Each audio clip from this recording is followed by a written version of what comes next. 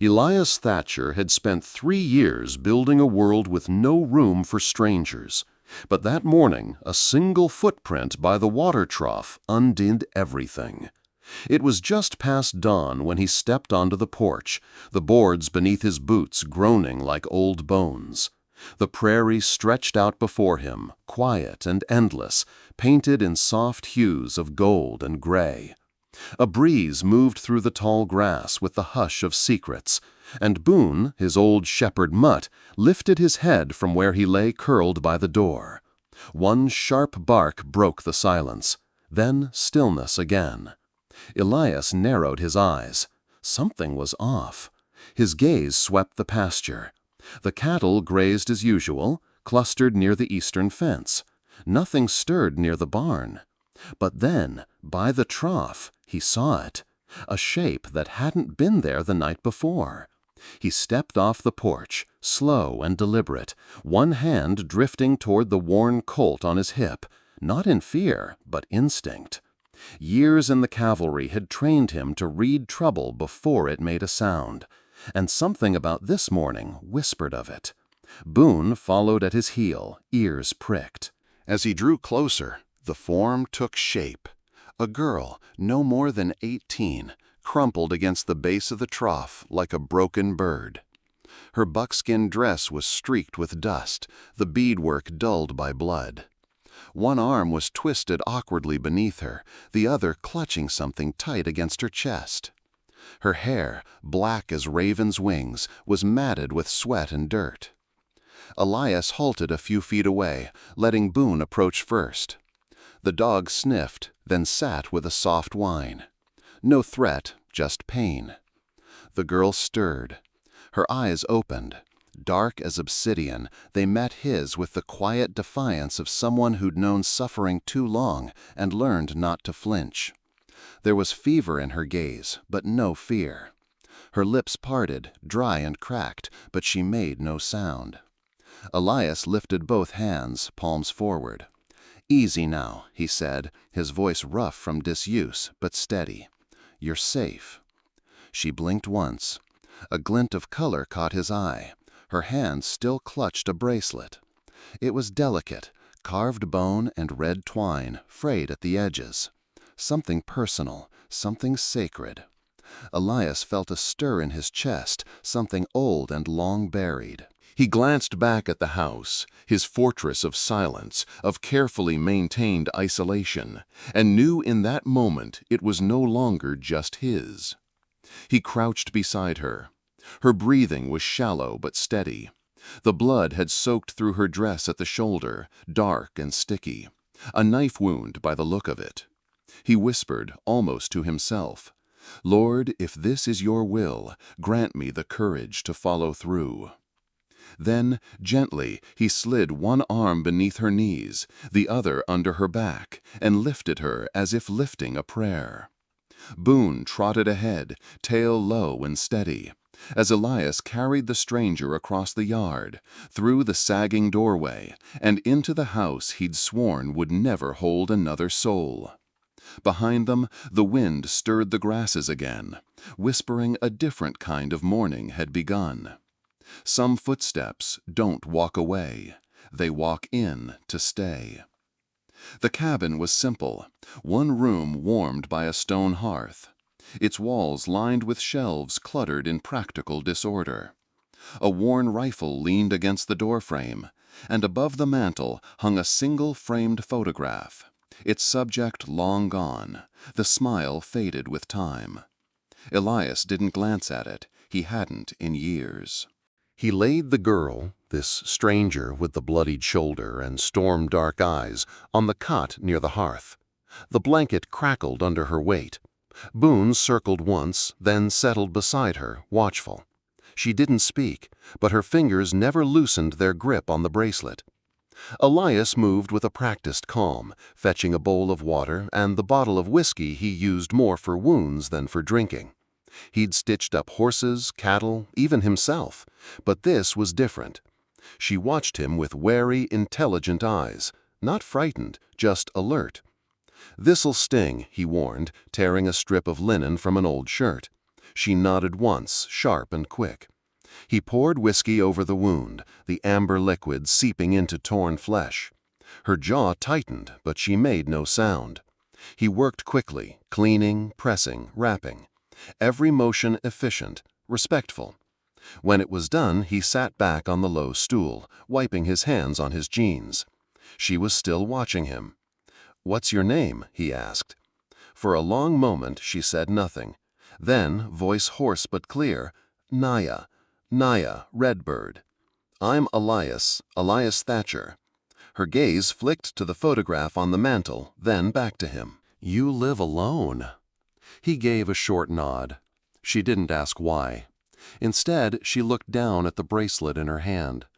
Her thumb moved over it slowly, as if reading something only she could see. He followed her gaze. "That's special." "It was my mother's," she said softly. "She gave it to me before she passed, told me to remember who I was, even if others tried to decide it for me." Elias didn't reply. The fire popped in the hearth, casting flickering light across her face. She looked younger now, in the quiet, but not fragile. There was steel beneath the fever. "Where were you headed?" he asked. She hesitated. Then, with a breath, "Away, anywhere, just not back." He raised an eyebrow.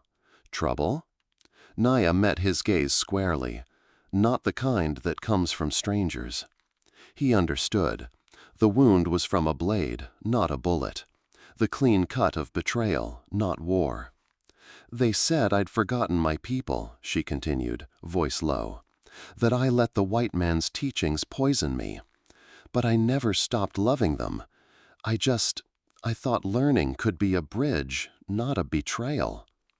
Elias leaned back slightly, his fingers folding around a chipped tin mug. He didn't speak right away. He knew what it meant to be caught between two lives, one chosen, one expected. After a moment he said, "Sometimes survival feels like betrayal to those who can't imagine change." Nia's eyes softened. For the first time, she let the bracelet rest gently on the blanket. A quiet filled the room, thick but not uncomfortable. Boone stretched out with a sigh. The fire crackled on. "You can stay," Elias said finally, voice quiet but certain, "just until the fever breaks." Her lips twitched, almost a smile. "That's more than I had yesterday." He nodded. It wasn't a promise of forever, just a place to rest, to breathe, but it was a beginning. Outside, the wind pressed against the walls like a whisper. Inside, two lives, long broken in different ways, had just begun to shift, however slightly, toward one another. If you found this helpful, a quick like really helps us. Elias was a man of rhythm. Routine was his sanctuary, until Nia Redbird's presence disrupted it like a rock thrown into still water. And somehow, in that disruption, something gentler began to grow. Each morning, he fed the animals before the sun climbed fully over the horizon.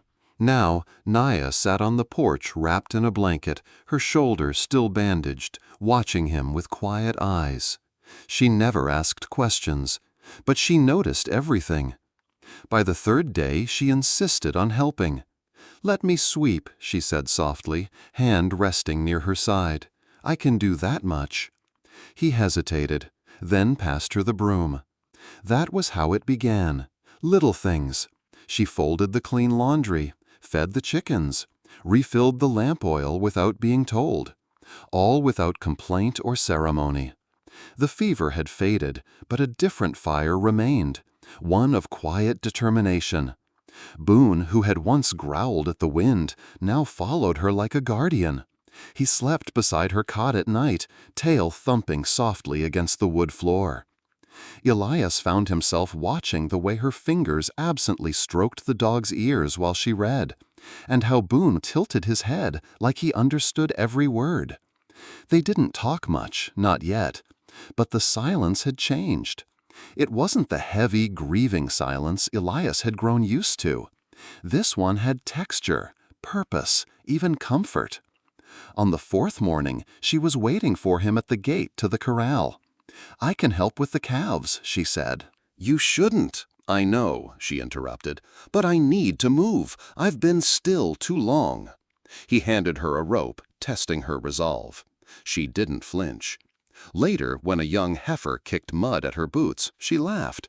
It was a sound like water breaking over stone, unexpected, clear, and so out of place that Elias had to turn away before she noticed the way it struck him.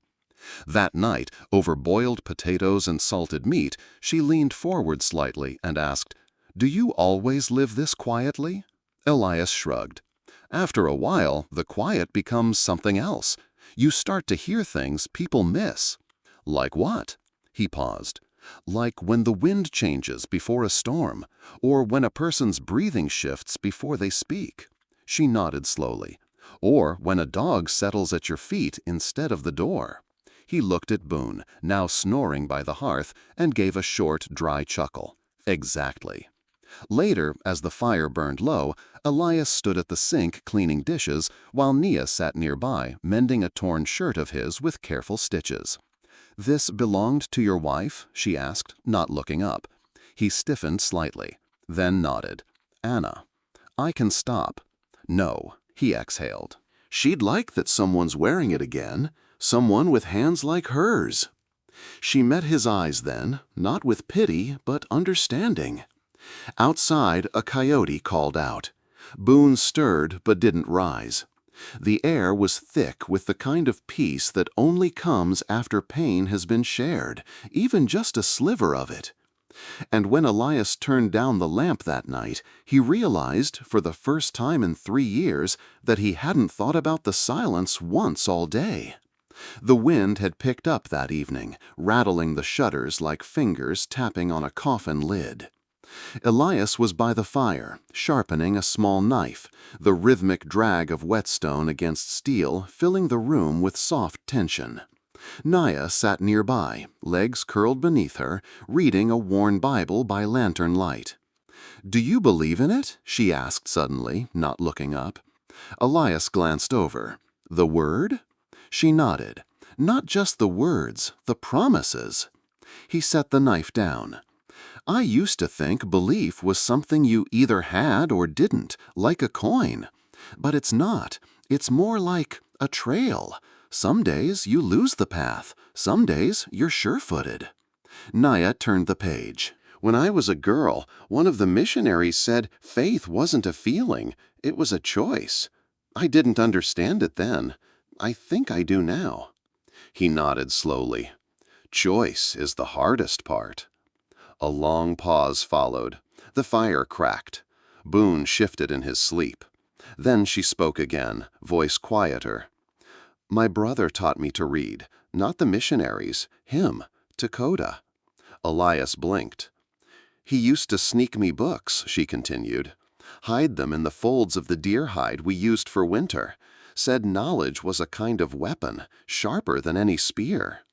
There was pride in her voice, and sadness. "What changed?" Elias asked. She folded the Bible shut. "The council, the elders, they started listening to men who spoke louder, not wiser. Said education was the white man's trap. Said I'd been tainted. By books? By dreaming too far." She didn't cry. She didn't have to. Her voice carried the weight of exile. Elias leaned forward. "Dreams aren't poison, Nia." "No, but they make people afraid." The lantern light caught on her bracelet, the one she never removed. He'd learned not to ask about it. But tonight she loosened it slightly and held it toward him. "My mother carved this," she said. "She told me to wear it until I became who I was meant to be, even if the world hated what that looked like." Elias took it gently, turning it in his calloused fingers. The carved bone was weathered smooth with time. The red twine had frayed at the edges. It smelled faintly of cedar and smoke. A life lived far from here. "She gave it to me the night before she died," Nia said. "She said, 'Let your soul be louder than their fear.'" Elias returned it to her hand. She slid it back on in silence. He stood then, took 2 tin mugs from the shelf, and poured hot water into each. "My wife used to drink chamomile this time of night," he said it chased off the ghosts. Naya took the mug with both hands. "Do you believe in ghosts?" "I think some things haunt us whether we name them or not." Their eyes met, his lined with years of regret, hers rimmed with things she'd never say aloud. And for the first time since she arrived, Elias didn't just see a stranger who needed shelter. He saw someone who carried her pain like he did, close, quiet, but always there. That night, he didn't sleep in the chair. He rolled out his old bedroll near the hearth and listened as her breathing settled into rhythm with Boone's. The wind howled through the prairie. But inside, 2 people who had lost too much for too long found a kind of stillness that neither dared name, but both recognized. The sky turned strange on the 5th morning. It wasn't the color, it was the stillness. The prairie, so often filled with movement and murmurs, now held its breath. Not a hawk circling, not a breeze in the grass, just silence, thick and waiting. Elias noticed it as he buckled the gate near the corral. Boone stood stock still a few feet away, ears stiff, body taut. Inside the cabin, Nia was sweeping. She paused, eyes drawn to the same eastern horizon Elias now stared at. "They're coming," she said. He turned. "You saw something?" "No," she murmured, "but I feel it." Elias followed her gaze. Far beyond the edge of the property, where the plains met the sky in a blue-gray seam, there was the faintest shimmer, like dust disturbed too high for cattle, too disciplined for wind. He squinted. Hoofbeats. Distant, not yet clear, but real. "How many?" he asked, mostly to himself. Nia didn't answer. Her fingers curled tightly around her broom handle, not from fear, from certainty. Back inside, Elias checked the rifle, the revolver, the lantern oil. Quiet preparations, methodical. He laid tools by the door, just in case. He didn't ask her to hide. She didn't offer. Naya stood by the window, the sunlight catching the carved edges of her bracelet. The red twine shimmered faintly. Boone let out a low growl and walked to the porch. He didn't bark. He just waited. "They're not here yet," Elias said, voice low. "They will be before dusk," she replied. "They ride in formation, 7, maybe more. You'll see the lead horse first. It's always black." "You've seen them ride before?" She gave him a sidelong glance. "I used to ride with them." He didn't respond, just nodded and went to the hearth, placed a kettle over the fire, something to fill the silence. She walked over slowly and stood near him. "It won't be a raid," she said. "Not at first. They'll come with ceremony, words, but behind those words is a blade." "Who leads them?" "My brother." Elias looked up. Naya stared into the fire. Takoda. The name hung there, suspended in the rising steam. Elias watched the flame's reflection dance in her eyes. Grief, conflict, and something deeper, resolve. "He was the one who gave me my first book," she said. "He believed once." "But not anymore?" "Belief doesn't feed people or protect them. That's what he says now." Boone scratched the door, then resumed his silent watch. Elias stepped out onto the porch. The breeze had returned, but it was sharp now, cutting. Clouds gathered low, casting long shadows across the open field. Far in the distance, he saw them. 7 riders, moving as one. Still tiny against the vast sky, but unmistakable. He walked back in. Naya hadn't moved. "They're still a few hours out," he said. She nodded. "You still have time to leave," he added. It wasn't a suggestion, just the truth. "I won't run," she replied. "Not again." He looked at her, this girl who was no longer a guest, no longer a mystery. Just someone who carried her convictions the way others carried weapons. I didn't think you would. He pulled a second chair to the hearth and sat. Outside, the storm didn't break. Not yet. But every soul on that land, man, woman, dog, and ghost, knew it was coming. They arrived just as the last light slipped behind the hills. 7 riders cresting the ridge in solemn formation, their silhouettes etched against a bruised sky. Elias stood on the porch, arms crossed. Naya remained beside him, upright despite the bandage that tugged at her skin with each breath. Dakota rode at the front, his horse ink-black and dustless, like it had been summoned from smoke. He wore a leather mantle trimmed with raven feathers and turquoise beads, each one whispering heritage and warning. His eyes, sharp as flint, locked on Naya first, then Elias. The others fanned out behind him, 6 men, 2 older, 2 young, all painted in ceremonial marks. No weapons drawn, but none needed. Dakota dismounted first. He moved with the confidence of someone who expected respect. Boone didn't bark. He merely positioned himself between the steps and the visitors, silent as stone. Dakota raised a hand. "We come in peace." His voice, deep and measured, rolled across the yard like distant thunder. Elias didn't move. "You're standing on my land." Dakota gave a slight nod. "And yet I see someone who doesn't belong to it." At that, Naya stepped forward. Elias didn't stop her. "Hello, brother," she said. Dakota's jaw tensed. "You still call me that? You're still blood. Blood can sour."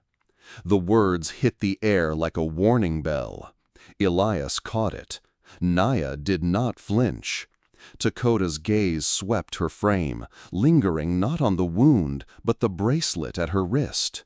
"You wear that still?" She raised her arm. "As I will until I no longer remember who I am." One of the men behind Dakota shifted, clearly uncomfortable. Another lowered his gaze. There was more division here than unity. "You left us," Dakota said. "You chose their teachings, their language, their Bible. I chose to learn and to hope." Dakota stepped closer. Boone growled low. "Hope doesn't plant crops. It doesn't fend off rifles. It doesn't keep old ways alive." Naya's voice dropped, tight but steady. "And fear doesn't either." Elias finally spoke, his tone quiet but firm. "What is it you want?" Dakota looked at him. A long pause. "To speak. One final time. With her. Alone." Naya nodded before Elias could answer. They stepped out into the field, just beyond the firelight. Boone paced the porch edge, ears twitching. Elias watched the way Dakota leaned in, the way Naya stood taller in response. The talk lasted minutes. No raised voices, no drawn steel. But the silence afterward was heavier than any battle cry. When they returned, Dakota's expression was unreadable. He turned to Elias. "You've taken her in. I've given her safety. And that means you've chosen?" Elias didn't blink. "I chose when she was dying on my land. That was reason enough." Dakota exhaled through his nose. "Then what becomes of her is now your cross to bear." He mounted without another word. The 6 followed, fading into the darkness as quickly as they had arrived. Only the hoofprints remained, pressed deep into the earth like scars. Elias turned to Nia. "Well?" "He's torn," she said, "but not broken, not yet." He nodded once. Inside, Boone lay at the threshold, tail flicking once. The storm had not broken, but they had just stood in the eye of it, and survived. Morning came, pale and cold, with a sky the color of old tin. Elias found Nia outside before sunrise, standing barefoot in the frost-dusted grass, staring toward the distant hills. She hadn't spoken much since Dakota's visit, but her silence had changed, no longer wary or wounded, but resolved. He brought her a mug of coffee. She took it with a quiet thank you, eyes never leaving the horizon. "He'll come back," she said. Elias didn't ask how she knew, she just did. By mid-afternoon, the riders returned, only 3 this time, Dakota among them. They came without fanfare, their approach slow, deliberate. Boone barked once, then fell silent. Elias opened the cabin door before they reached the porch. Dakota dismounted and approached with the weight of a man burdened not just by duty, but by heartbreak. He carried something in his hand, a small leather pouch tied with braided sinew. "I told the council," he said, "that you were no longer one of us." Nia stepped down beside Elias. "I never stopped being one of us. I only stopped agreeing with them." Dakota nodded once, not in anger, but weariness. "I brought this," he said, extending the pouch. She took it gently, opened it. Inside, a pendant, a carved piece of bone, shaped like a raven's wing. Her breath caught. "Mother's last gift," she whispered. "She wanted you to wear it the day you took her place in the council circle," Dakota said. "Now it's yours for a different reason." Nia's fingers tightened around the pendant. Her voice was thick. "I thought you would cast me out." "I did," he said simply, "and still do, but not with hatred, only grief." A long pause. "I want to believe you're wrong," he added, eyes locked on hers. "But I also know your strength didn't come from nowhere, and I know Mother gave you more than just words." She looked down at the pendant. "She gave me the courage to love both our people and the truth." Dakota turned to Elias next. "You, white man, you took her in, cared for her, spoke when silence would have been safer." "I didn't do it to impress you." "I know," Dakota said. "That's why I respect it." He stepped back, then slowly reached to his neck and removed a thin leather cord, the symbol of his rank within the tribe. He held it in his palm, then let it fall to the dirt at his feet. "From this day, you are no longer my sister," he said, voice hollow.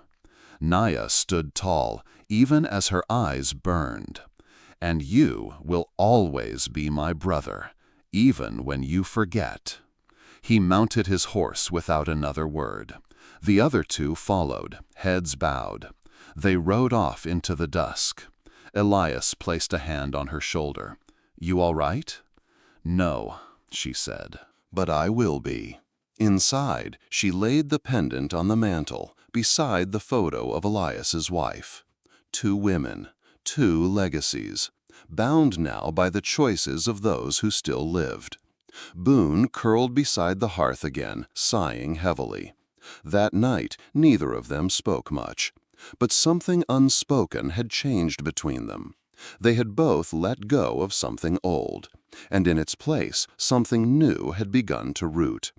The evening air was heavy, laced with the scent of wood smoke and distant pine. Elias stood by the door, watching the twilight settle like a blanket over the plains. The wind had shifted, cooler, quieter, as if the land itself knew that something had passed between the living and would not return. Inside, Nia folded the blanket on her cot. She had not said a word since Dakota's departure, but she hadn't needed to. The finality of his words still echoed, not as punishment, but as something harder: release. Elias stepped back in, closing the door behind him. "You don't have to stay," he said. Nia looked up, surprised. "Do you want me to go?" He shook his head. No, but I don't want to be another man deciding where you belong. She smiled faintly, worn but real. You didn't choose for me. You stood beside me. He paused, leaned against the doorway. Years ago, I buried a good woman. Fever took her before I could get her help. I spent every day since convincing myself it was fate, that I couldn't have done more. She listened, still. But the truth is, I waited too long to act. I was scared of hope, of losing again. He looked up. I won't make that mistake twice. Naya stepped forward, the soft brush of her feet on the floor the only sound. She stood in front of him, close enough to feel the warmth of his breath. This isn't about saving me anymore, Elias. No, he agreed. Now it's about choosing. She touched his hand, not as a thank you, not as a plea, but as something steady, mutual. Boone barked once outside, chasing off a curious coyote. Elias didn't move. Neither did she. In the days that followed, they fell into a rhythm again, but different now, fuller. Naya began tending the garden that had long sat neglected behind the barn. Elias taught her to mend a fence line, to fire a rifle properly. She taught him the songs of her childhood, sung in a language he didn't understand, but didn't need to. They didn't speak of love. Not yet, but it hung in the quiet between their words, in the shared meals, in the way they moved around one another with the ease of two people who had stopped pretending to be alone. One evening, as the sky bled orange and violet, Elias returned from town with a bundle in his saddlebag. He placed it in Mia's lap without a word. Inside was a simple silver ring and a folded piece of paper with a single line, "To make this right, not rushed." She looked at him. "Is this a proposal?" "It's a promise," he said, "that I'll stand beside you, not just in danger, but in peace too. When you're ready." She closed the paper, folded her fingers over the ring. No words, only a quiet nod. Outside, Boone chased fireflies in the fading light, and inside, two people who had once lived in silence now shared a home that hummed, not with noise, but with presence. If you like this video, please comment number 1. If you don't like it, please comment number 2. The fire in the hearth had burned down to embers. Elias sat at the table, staring into the orange glow, hands wrapped around a cold cup of coffee he'd forgotten to drink. Behind him, the silence of the room pressed inward, thick, unmoving, like snow before a storm. Naya stood by the window, her outline still as stone. She hadn't changed from her travel clothes. Dust clung to the hem of her skirt. Her hair, wind-blown and tangled, caught glints of firelight like threads of copper. Neither had spoken since Dakota left. Boone lay curled near the door, ears twitching at every creak of wood, every wind gust raking the eaves. Even the dog knew something had shifted. Naya's voice finally came, low, even, like someone reading their own sentence aloud. "I always knew this day would come." Elias looked up. Her eyes didn't move from the glass. "Not the part where he casts me out. That was easy to imagine. I prepared for it, wrote speeches in my head, answers I'd never get to say." She turned slowly, face unreadable. "But I didn't expect it to hurt this way. Not like fire. Like cutting the last root that tied you to the earth you were born in." Elias said nothing. He understood. She moved closer, one step, then two, until she could see the photo on the mantel. His late wife, eyes soft, faded by time. Naya stared at it for a long moment, then whispered, "I don't want to replace her." "You're not," he said. "You're something else entirely." Silence again. Then she asked, so quiet it nearly vanished in the crackle of the fire, "What does that make me then?" Elias didn't answer immediately. He stood, walked to where she stood, close but not touching. Someone who stood her ground when it would have been easier to walk away. Someone who chose the truth even when it cost her everything. That's not a replacement, Naya. That's a beginning. Her eyes flicked to his, unsure, searching. She nodded once, more to herself than him. Outside, the wind died. Inside, something settled. Not peace, not yet, but something close. And in the hush that followed, Elias knew. They had passed the point of no return. The days that followed arrived soft and slow, like dust settling after a long ride. No sudden storms, no threats on the horizon, just the steady rhythm of survival. Naya rose early. The first morning she gathered water from the well without being asked. The next she swept the porch. By the third, she was feeding the chickens before Elias even stepped outside. She moved through the homestead not as a guest, but as someone rebuilding something invisible and broken. Elias watched without interfering. He didn't offer praise, and she didn't seek it. They were two people carving space around each other, room enough to breathe, but not to run. Boone followed Nia like a shadow. He lay by the stove when she cooked, trotted behind her as she checked the garden. When she sang, low and wordless while scrubbing pans, his ears twitched in time. One evening, Elias caught himself smiling at her across the table. It startled him, not the smile, but how natural it felt, as if it had always been there, waiting beneath the years of quiet. After supper, they sat by the fire. Nia stitched a torn sleeve on Elias's shirt while he read a dog-eared psalm from memory. "You remember every word?" she asked, glancing at him. He nodded. "She used to read them aloud, every night. I listened, even when I pretended not to." Nia didn't ask who she was. She didn't have to. The pause after his sentence said everything. Instead, she offered a story of her own, her mother teaching her how to braid sweetgrass, her father's silent prayers before hunting, the songs her tribe no longer sang in public. "They said I stopped being one of them when I learned to read English," she said, "but I never stopped hearing the old songs." Elias looked at her hands, steady, precise, wrapping thread through cotton. Hands that carried both history and defiance. "Maybe," he said, "you're becoming both." She didn't answer, but that night she left the door to her room open. Not wide, just enough to say she no longer feared the space between them. And as Elias lay in bed, he stared at the ceiling, listening to the creaks of the house, the soft sigh of wind against the walls. This wasn't peace, but it was a pattern. And in a world scarred by what had been lost, a pattern was a promise. It was a warm afternoon when the words finally came. They had spent the morning mending a section of fence. The sky stretched wide and cloudless above them, and the prairie hummed with late summer life. Naya worked quietly beside Elias, sleeves rolled, hands calloused from days of labor. She drove a nail into the post, straight and true, then paused. "I can't stay here forever," she said, not looking up. The hammer stilled in Elias's hand. "I know," he said. She leaned against the post, fingers trailing along the grain. "They'll come again, not just Dakota, others.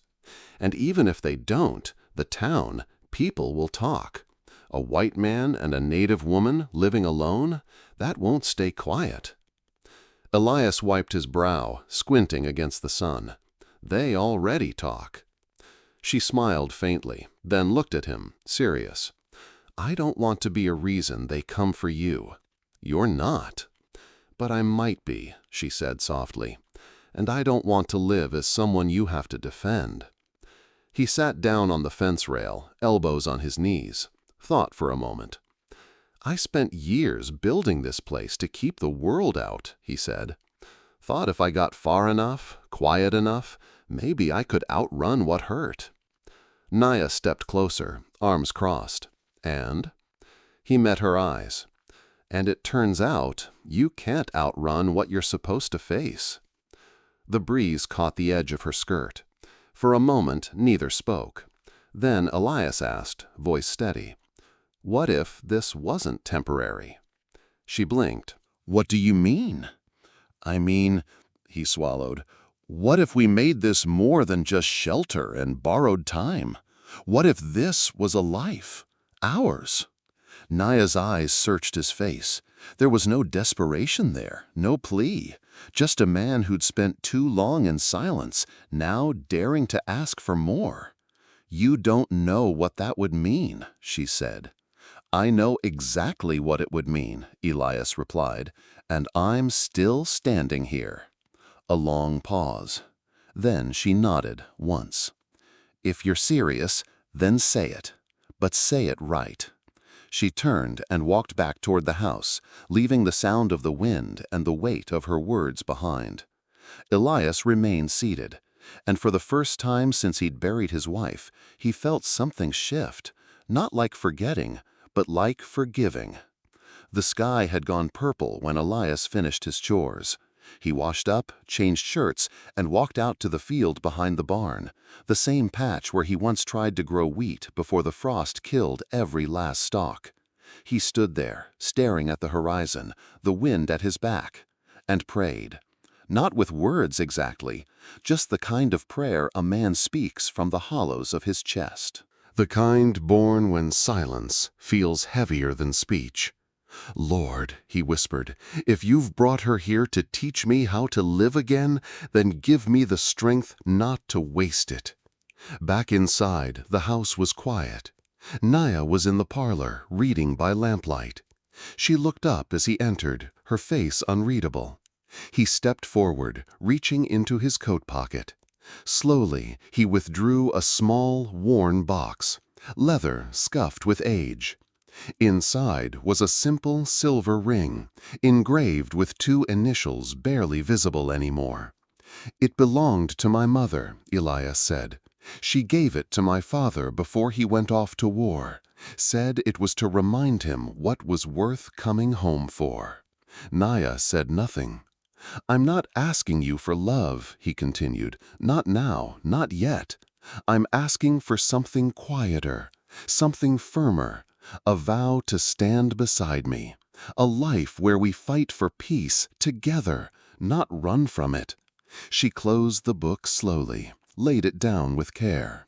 "You're not a man who rushes things," she said. "No. And you're not afraid of being alone." "No. Then why this?" He hesitated, then answered, "Because for the first time in a long time, I don't want to be." The room held its breath. Naya reached for the box, held it lightly in her palm. She traced the edges of the ring, then met his gaze. "Don't promise to protect me," she said. "Promise to respect me, as I am, all I carry." "I do," he said. She nodded. "Then let us build something worthy of the pain that brought us here." Elias smiled quietly. No grand gestures, just two people making a covenant with what they had left. Outside, the wind shifted, and for the first time in years, the old house no longer felt like a monument to grief, but like a place waiting to be filled. The chapel sat on the edge of town, small and whitewashed, its steeple weathered by wind and time.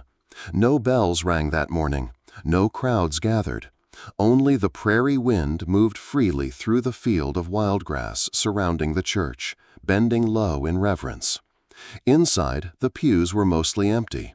Two townsfolk sat near the back, Mrs. Alden, the shopkeeper's widow, and her son, who played the organ gently, though no hymns had been chosen. Elias stood at the front, shoulders squared, wearing his father's old Sunday tie. It had been tucked away in a drawer for years, still bearing the scent of cedar and pipe smoke. He shifted once, then stilled, his eyes fixed on the wooden cross above the altar. When the doors opened, no music played. Naya stepped in alone. She wore no veil, no lace, only a soft blue dress and her mother's beaded bracelet, polished, humble, defiant in its beauty. She walked without hesitation, every step echoing against the floorboards. Elias turned as she reached him.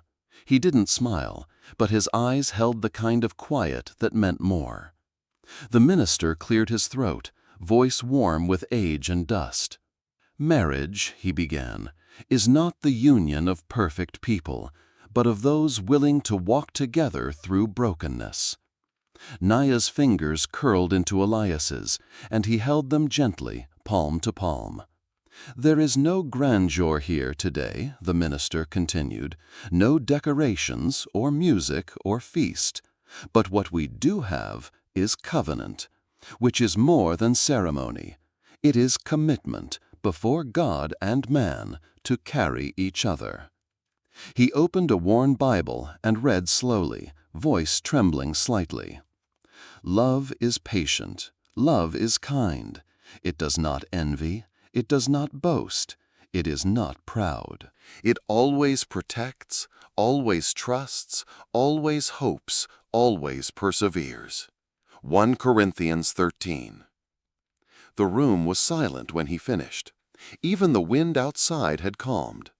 Elias spoke first, voice steady. "I vow to walk beside you, not ahead, not behind. I vow to listen, even when I don't understand. To stay when staying is hard. To speak truth, even when silence would be easier." Naya's voice followed, soft but firm. "I vow to be your equal, to hold you accountable and hold you in grace. I vow not just to share your name, but to share the burdens that name may carry." The rings were exchanged, old silver warmed by worn hands. The minister smiled gently. "Then, by your vows and before God, you are husband and wife." Outside, the prairie wind rose again, but this time it sounded like a blessing. Winter came early that year. Frost crept in through the window panes by November, and the fields turned to quiet sheets of white. The sky, once wide and endless, grew low and gray, pressing gently over the land like a wool blanket pulled tight. Inside the house, the world shrank to smaller rituals. Each morning, Elias lit the stove before dawn. Naya would rise to prepare coffee, her footsteps muffled by thick wool socks. Boone snored in his corner by the hearth, belly full and finally at peace. The days passed not in urgency, but in rhythm. Elias rebuilt the back shed with fresh lumber. Naya organized the pantry and lined the shelves with jars of dried herbs, beans, and cornmeal. They argued once or twice, not out of anger, but out of adjustment, learning how to share space, how to ask, how to yield. At night they read aloud, sometimes the Psalms, sometimes old books Elias had kept from before, weathered volumes with cracked leather spines and faded ink. Naya's voice carried through the rooms, steady, sure, even when the words were unfamiliar. One evening, as the wind howled outside and snow piled along the windowsill, Elias looked up from his reading. Naya was knitting a scarf, fingers moving with quiet precision. "You ever think," he asked, "that maybe all this pain had a purpose?" She didn't look up. "I don't know if it was purpose," she said, "but I know it wasn't wasted." He nodded once. That was enough.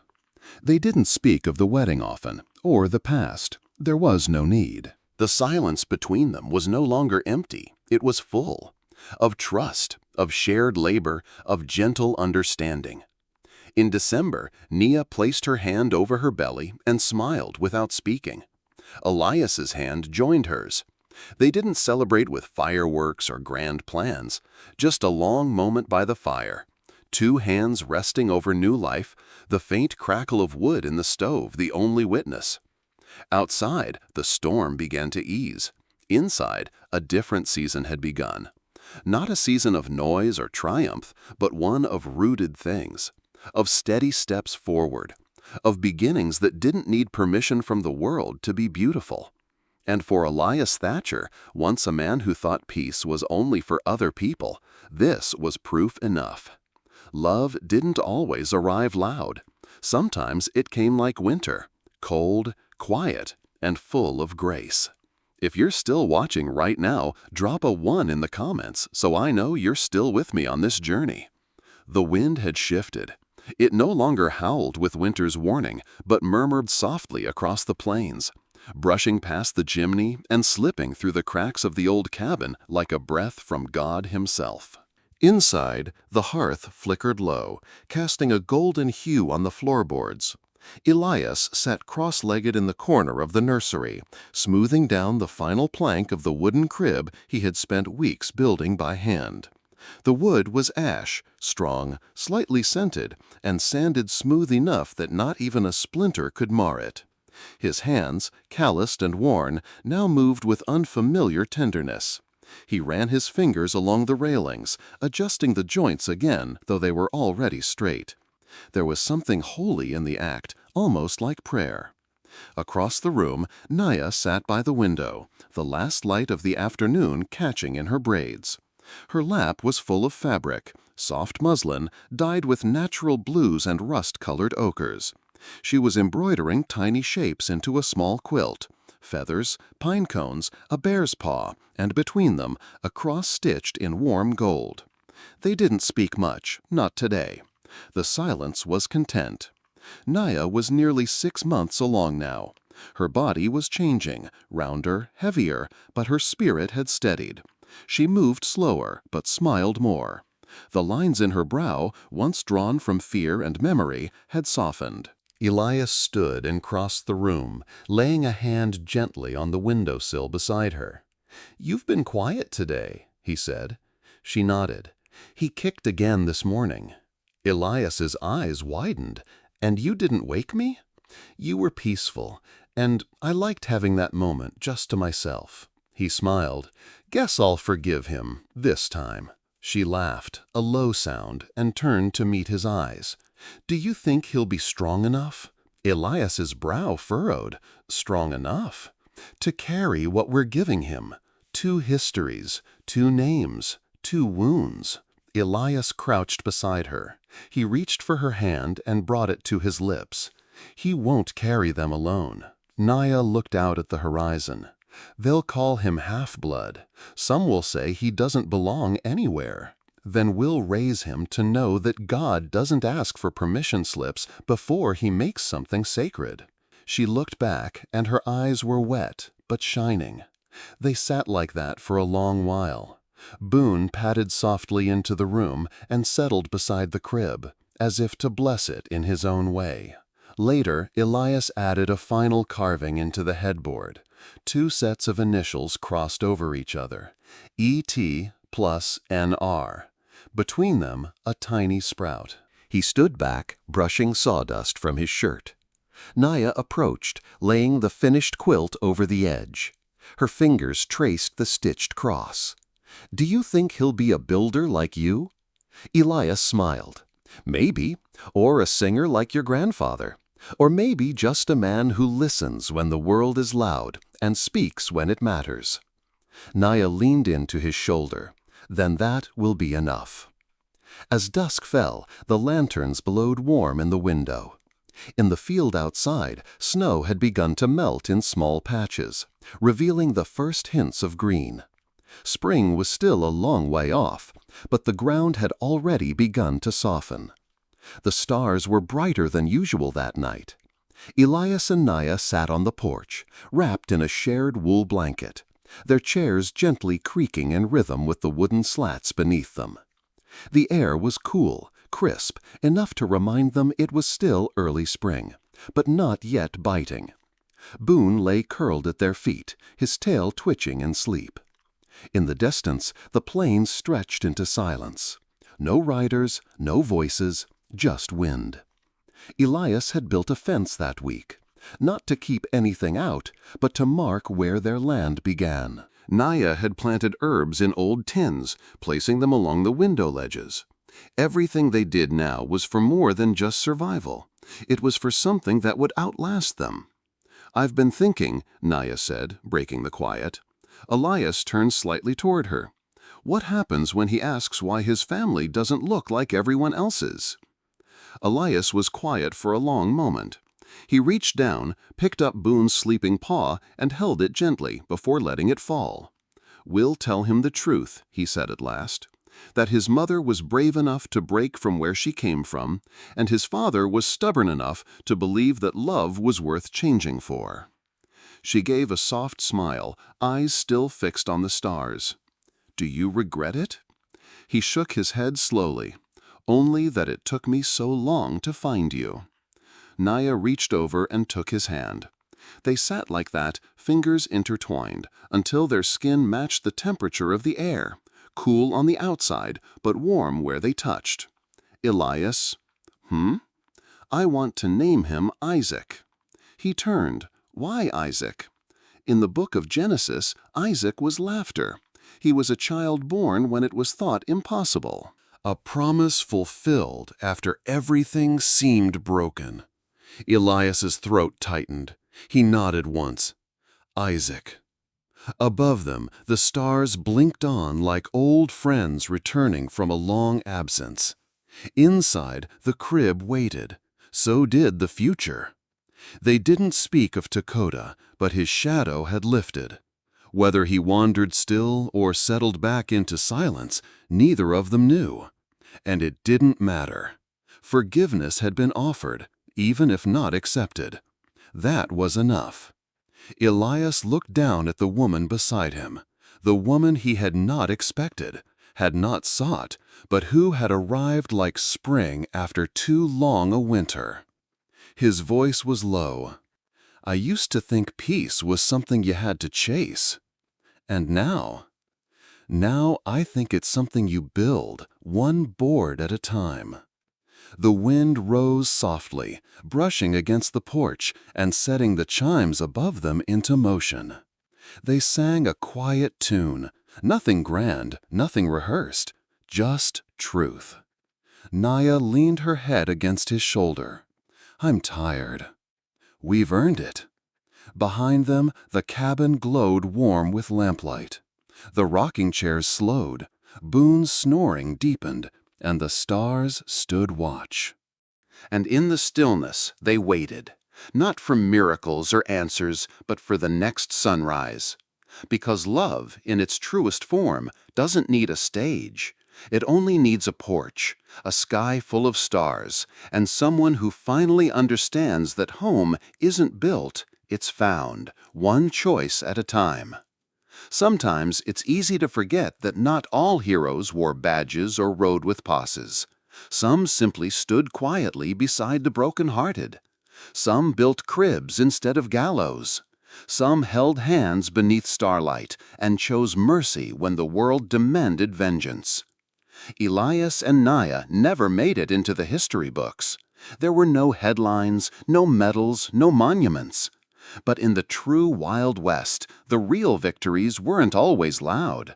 They lived in the spaces between fear and faith, in the small kindnesses that stitched together broken worlds. And perhaps that's what makes their story worth remembering. Because maybe, just maybe, someone watching this today knows what it means to carry two names. To be caught between past and future. To wonder if love, quiet and steadfast, is enough to heal. To you, we say, it is. If this story stirred something in your heart, if it reminded you of a time, a person, or a place you thought you'd forgotten, then this journey was not in vain. Let these tales keep living. Subscribe and stay with us as we continue to share true Wild West stories of faith, of redemption, of the quiet strength that shaped the frontier and still shapes us today.